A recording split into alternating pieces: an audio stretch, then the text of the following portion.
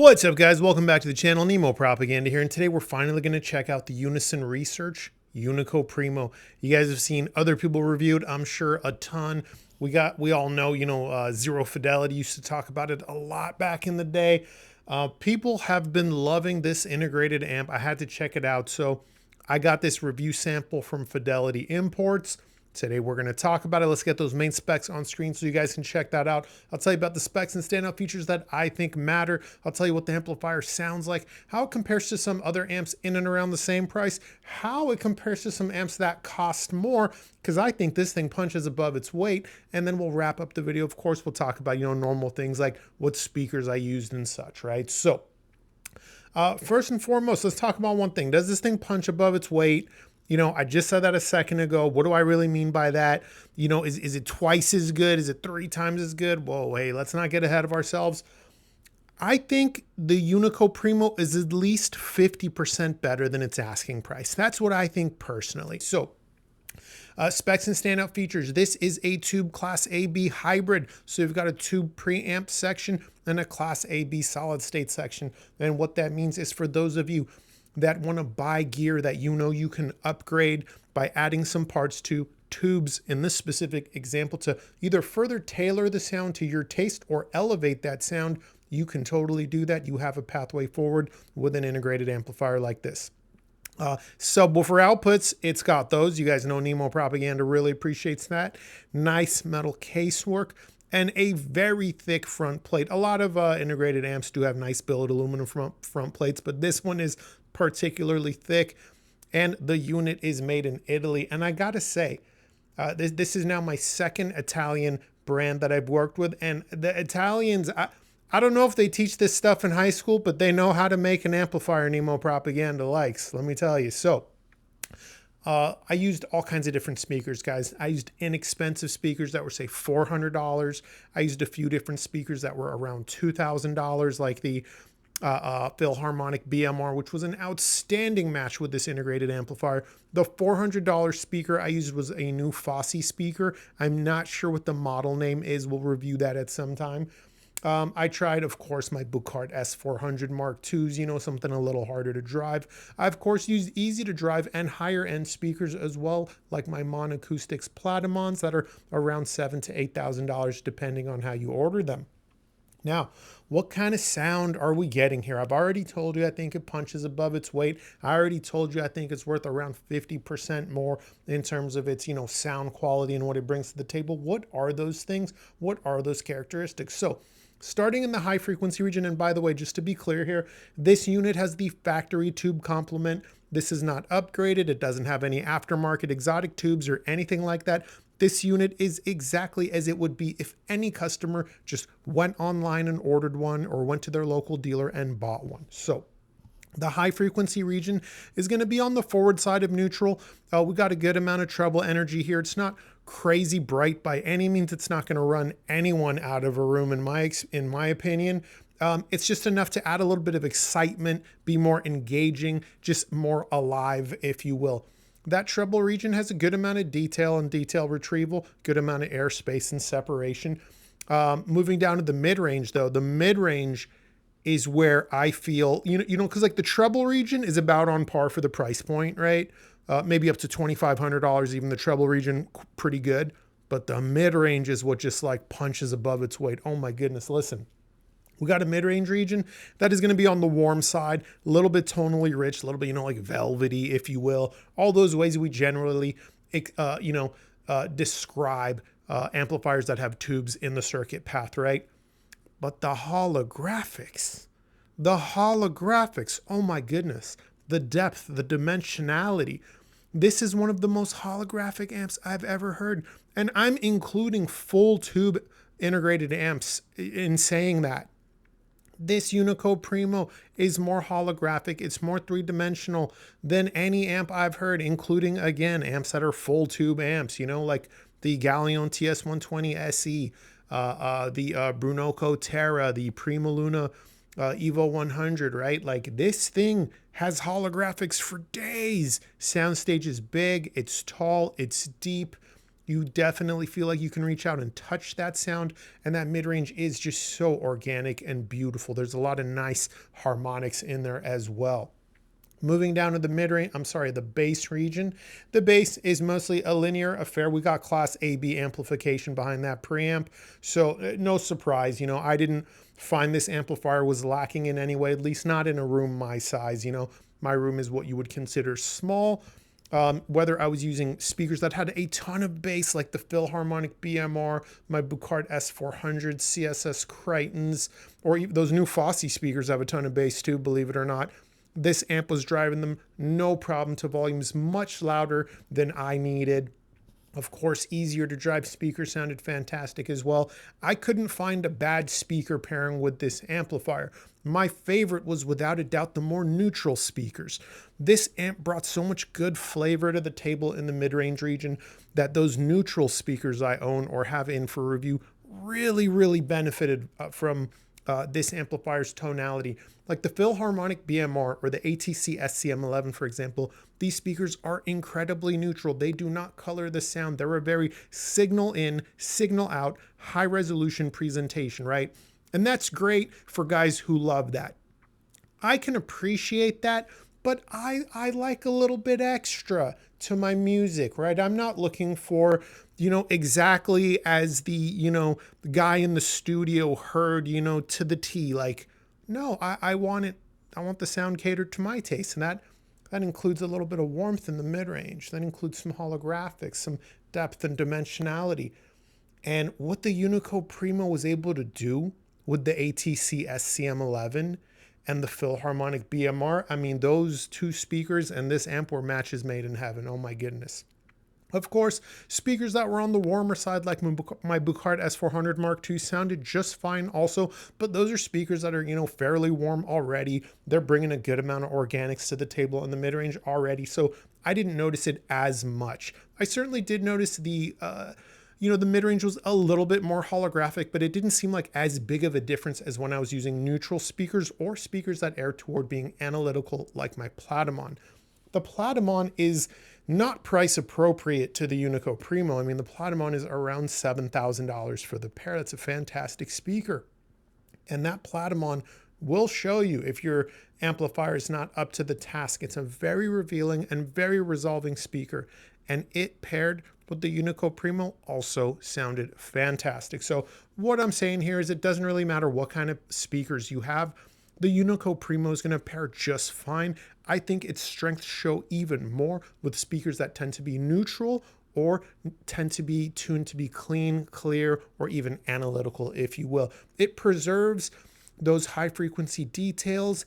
It warms and richens up that mid-range, gives you those holographics. Bass is nice, tight, and controlled. I mean, there's just nothing to complain about. Actually, there is one thing to complain about. Let me tell you what that is. This is the remote control, and it is a beautiful remote control. I mean, the base is wood, the top part is metal. It is fantastic. Now, I know some of you guys don't love these little tiny tactile buttons. Hagel uses some buttons like this too. I've heard a lot of complaints from you guys. You don't like how small they are. That is not my complaint. Guys, this is my complaint. All these buttons on this remote, and the only thing I can do is volume up and volume down. I can't mute. I can't change sources. The not being able to change sources wasn't a big deal, but there was so many buttons. Why can't I mute it? You know what I mean? I felt like that was a bit of an odd thing. Now, I understand. Unison Research probably uses this remote control on a lot of other gear. No problem. I don't mind them digging into the parts bin, but I can't remember coming across an integrated amplifier that had a remote control that didn't have a mute function. That's something I use a lot. And guys, that is my only complaint. Not, certainly not the biggest complaint in the world, right? Love those subwoofer outputs. Love that it has two pairs of bindings posts for the left and right speaker. So my guys that like to buy wire, you can absolutely do that with this amplifier. There's no DAC, there's no digital, nothing like that. You're going to be adding your own anyways, right? Let's get into those comparisons. I told you what it sounds like, and it is a sound I like. Oh, man. So let's start with one of my favorite amplifiers in and around this price, the Choco Ime. That's about $1,700. It's sold manufacturer direct, does it have a leg up? How does it compare? That's just a solid state Class A B, giving us just a little bit more power. The Choco E-May, I believe, is giving us 138 watts into 8 ohms. The Unico Primo, being a tube hybrid, is giving us about 80 watts into 8 ohms. Both amplifiers, plenty of power for this little room, even with my harder to drive speakers. So the two amplifiers are actually fairly similar from a tonal standpoint. The main difference here is going to be this. The Choco E-May, its strength is it gives you a lot of resolution for being as warm as it is. The strength of the Unico Primo is it gives you a lot more holographics for the price category. Aside from that, the two amps are cut from a similar cloth. I think if you like one, you'll like the other. I'll just say this, if you value resolution, the most, you might prefer the E-May. If you value that mid-range richness, that holographics, that depth and dimensionality that generally only comes from tubes, you're gonna really prefer the Unico Primo. Or if you're like, hey, subwoofer outputs matter to me, the Unico Primo has subwoofer outputs. I love the Choco E-May, but it was such a missed opportunity for them to not include subwoofer outputs for us. Trying to think if there's anything else that really, inputs and outputs. Obviously, the Choco E-May does not have a ton of inputs, so, check its IOs, of course. Both are fantastic. Again, cut with from a similar cloth, sorry. The Unico Primo is it's more holographic in the mids. It's more organic. It's more tubey, if you will. Let's talk about how it compares to something like the Pathos Classic 1 Mark III. That is another tube hybrid, and that's a tube Class AB hybrid, just like the Unico Primo. They have roughly similar wattage. If memory serves me correctly, the Pathos Classic 1 Mark III has 70 watts into 8 ohms. The Unico Primo has 80 watts into 8 ohms, so about 10 watts more. What are the differences? Well, first, the Pathos is $3,400, I believe, maybe $3,500. I haven't looked at its price in a while, but it's right in there. So remember I told you, I would tell you how it compares to amps that cost a little bit more. I'm going to be honest, guys. The Unico Primo holds up pretty good in this comparison. Starting in the high frequency region, look, the Pathos being almost double the price is going to bring us a little bit more resolution and refinement to the table, but it is not a big difference, especially when both integrated amps are using their standard tube complements. I'm talking, this is maybe about a 10 to 12% difference in refinement that the Pathos has over the Unico Primo. Both have good airspace and separation. The Pathos has ever so slightly more resolution in the high frequencies. Again, this is about, I would say, maybe 10 to 15%. Moving down to the mid-range, the two really start to part ways, actually, despite being similar designs, both being made in Italy. The Pathos sound is actually a lot more neutral than something like the Unico Primo. The Unico Primo is very colorful. The Pathos is more towards neutrality. The Pathos Classic 1 Mark III gives us a little bit of organics, a little bit of warmth in the mid-range. It gives us good holographics, but the Unico Primo is actually the more holographic by quite a bit, more three-dimensional sounding, more depth in that sound stage. The Pathos sounds fantastic too, don't get me wrong. It's just more neutral of a presentation. Moving down to the bass region, guys, these amps have similar power. They both have fairly large toroidal transformers. Neither amplifier had any problem controlling the bass region of any of my speakers.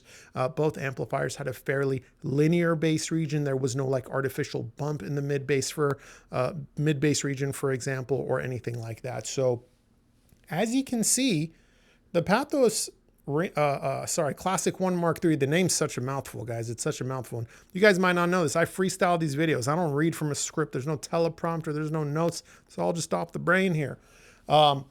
The Pathos Classic 1 Mark III is a fantastic amp, and it's worth every penny at $3,500. It is giving us about 10% to 15% more resolution, about 10% more refinement in those high frequency regions. But from the mid-range, this is just personal taste. I would not say the Pathos Classic 1 Mark III mid-range is better than the Unico Primo, nor would I say the Unico Primo's mid-range is better than the Pathos. This is just personal taste. The only area where I could definitively say that $3,500 Pathos is actually better than the $2,000 Unico Primo would be that, again, that 15% more resolution, that 10% more refinement in the high frequency region. But The Unico Primo is not unrefined by any means. It brings a very fair amount of refinement to the table for its price category. And again, these descriptors, this experience, this whole review, this is the standard tube complement. I have it on good authority. I'll be honest, Sean from Zero Fidelity told me, he was like, the Unico Primo can really be stepped up quite a bit by adding gold lion tubes, which aren't even that expensive. I think they're like 40 bucks a piece or something like that. Don't quote me on that. I'm not a big tube guy. So let me see if there's anything else. You know, I know some of you guys might wonder how it compares to the Billy amp. That's another tube hybrid. I reviewed the Billy amp. That was the Mark II version. That's since been discontinued. The new version is the Mark III. It just came out. I haven't heard it yet. I don't want to sit here and compare the Unico Primo to a bunch of like full-blown tube amps. So look, let's just cut it off here. If there's any other comparisons you want to know about, you guys know you could drop a comment in the YouTube comments. I always answer those questions. If you're in my free Discord, feel free to utilize that. The only thing I don't want is please don't email me questions. I don't like it when you guys email me questions. I'll answer them, but I prefer you use the YouTube comment section or my free Discord. So look, fantastic unit. Here's the takeaway here. For $2,000, this is a remarkable amplifier. I think it's worth at least 50% more.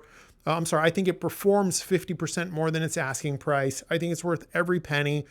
It compares very favorably with the Choco EMA, which is another amp that I said, you know, performs, you know, it punches above its weight. So these two amps are phenomenal. The Unico Primo is fantastic because it gives us, you know, two sets of binding posts out back, subwoofer outputs. It's a full-size piece, big toroidal transformer. I mean, this thing is a performer, and that mid-range is to die for. Guys, that's the review. I think I've told you everything I wanted to tell you about the Unico Primo. Again, my favorite pairing was using the Philharmonic BMR or the ATC SCM11. Those two combinations were just it was a match made in heaven. If you got any questions, though, holler in the YouTube comments, guys. Until next time, take care.